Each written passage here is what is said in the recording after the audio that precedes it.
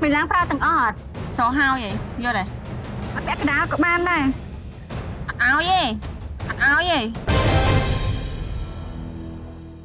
អ្នកទាំងអស់គ្នា Yes ដល់សល់ពេលតែ30នាទីទៀតទេអ្នកណាដែលមានផាពេញប៉ោះអត់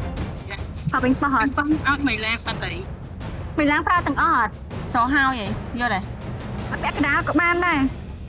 អត់ឲ្យទេអត់ឲ្យទេ ពេញប៉ោះមួយហ្នឹងគឺគាត់សុំពីគេដូចគ្នាអញ្ចឹងហេតុផលអីបានជាគាត់អត់ចែកម្លែកឲ្យខ្ញុំខ្លះមិនមែនជាបោះគាត់ផ្ទាល់ទេជាបោះដែលគាត់សុំពីគេដូចគ្នាបើកញ្ញាប្រាប់ពេញប៉ោះអត់ ហើយអាចនៅតែគោះញ៉ាំពណ៌ ច្រើនអត់ ពាក់កណ្ដាលហ្នឹង ឥឡូវហ្នឹងគូប្រកួតហើយហើយមិនខ្ញុំចង់តម្លាក់គឺគាត់ហេតុអីក៏ខ្ញុំត្រូវឲ្យរបស់ទៅគាត់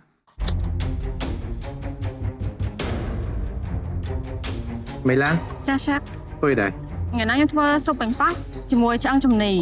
ដែលមកងាស់វាយើងយូរហើយបន្ទាប់មកខ្ញុំញ៉ាំជាមួយនឹងតាបំពងហើយមានបង្គាដែលខ្ញុំបានប្រឡាក់ហើយយកទៅចៀនមួយទៀតចា ហើយប្រគេស្មានត្របកហ្នឹង ចាឆាប់ខ្ញុំធ្វើអានេះអាហារសិនឆាប់ដោយសារបង្គាវាឆាប់ឆ្អិន ប៉ុន្តែពេលវេលាយើងក៏ខ្លីដែរណាហើយការបកការសម្អាតវាមិនត្រូវការពេលយូរក៏ប៉ុន្តែយ៉ាងហោចណាស់ក៏យើងត្រូវតែរួចរាល់ ចា អូខេមិនឡើង ចាអរគុណឆាប់ ប្រយ័ត្នមែនតើណាព្រោះពេលវេលាយើងមានកំណត់ណា ចាឆាប់ អូខេជូនពរសំណាងល្អមិនឡើង ឆាប់